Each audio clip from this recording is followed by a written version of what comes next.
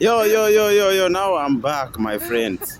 Kuna wale wenye wanaweza nijua, kuna wale hawezi nitambua. Anyway, I'm back.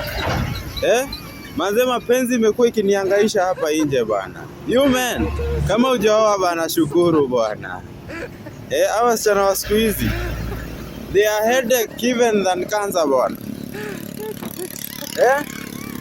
Hawa wasichana wa siku hizi wanatesa bwana.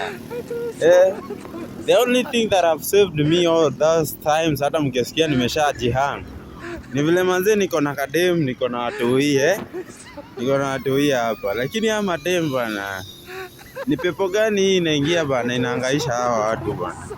Mtoko kwa ndoa lakini bana hezi tulia. Lakini kitu moja naweza advise you man, kama hujaoa, make sure uko na formula ya kutoa bibi nje akisha kuletea ujinga, sawa? Make sure kama uko na formula ya inlet, make sure pia uko na formula ya outlet. Usimleta kwama ushindwe kumtoa my friend, utajiua.